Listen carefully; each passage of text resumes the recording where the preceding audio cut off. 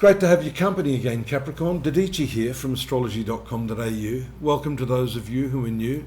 I normally like to set the karmic wheels in motion, as I call them, so that you can have a visual on what's happening in your horoscope. This can be your sun sign. If you know that your lunar sign or your rising sign is Capricorn, then you might want to just test this out and see how accurate it is on those charts as well. There's a new moon in this 9th house on the 3rd of September, Capricorn. The new moon, of course, means new openings, new opportunities. This relates specifically to higher education, spiritual matters, philosophy, the standards and the ethics of life. And so whenever there's a new moon, then there can be a slight shift. This month, I think it's going to be a bigger shift. And I'll give you a little hint where we're going with this reading early. It's got to do with this 3rd house, which has to do with your communication.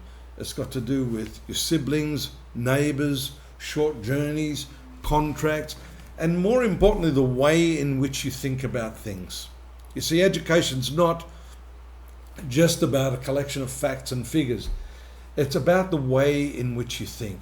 You see, pay special attention to this, Capricorn, because the way in which you think can determine the outcome of communications, dialogue with others. And when that comes to finance, business, money, then of course that's important.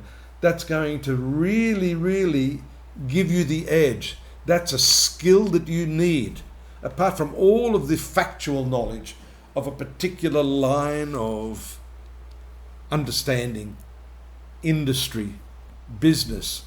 The way in which you think is the major skill which is going to help you clinch a deal, earn more money, understand others better. This gives you the insights, understanding the intent behind a sentence rather than just superficially listening to a statement. In short, being able to listen with your heart as well as your ears. That's why this month is very, very important. This 3rd house, I've already talked about quite a bit in the past few months. You've had Saturn transiting this area for well over a year now. You've got Saturn along with Neptune. Saturn is a structured planet. Neptune is unstructured, unfettered. It's psychic. It's supernatural. It's supramundane. So these two planets don't often work hand in glove together. Moon makes its way in here on the 16th, readying itself for that eclipse. In the conjunction of these two planets I've just been talking about, both retrograde right now. This is a huge revision. It's a shift in your communication. It requires emotional clarity because you will not have that often when Neptune is here. It's dominant being in its own sign, and Saturn is not comfortable here. You're trying to concretize all of these spiritual and idealistic concepts.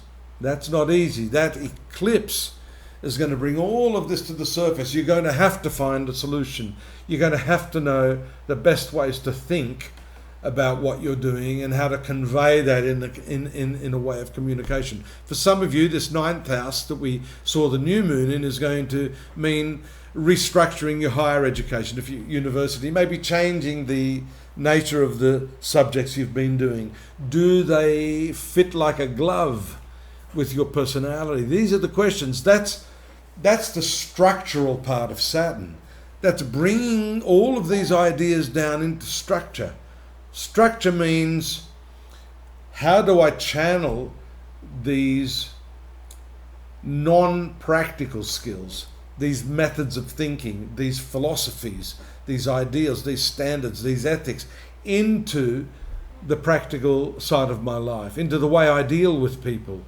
These are precisely the areas that you need to look at, Capricorn, because you do have that practical side down pat for the most part.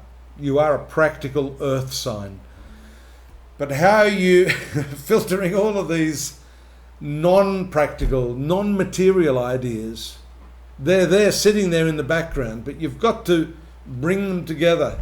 And that's a creative aspect. That's a skill in itself to do that. That's what's being required of you right now. And if you can do that, you're going to lift your ball game immensely, just leaps and bounds to where you've been. And that, of course, is a very, very good thing. I left out some of the other transits, but my monthly forecast at astrology.com.au is there in the link if you'd like to follow that. We've got more information, and if I've missed a few things, which I probably have, I tend to get out of myself. You'll find that covered in the text reading that we have at astrology.com.au. Please like and subscribe to us. We need your help here to keep things moving along. Drop me a line if you want. I'll be here next month as usual. I hope you'll join me for the ongoing Capricorn life saga. Take care. Bye-bye.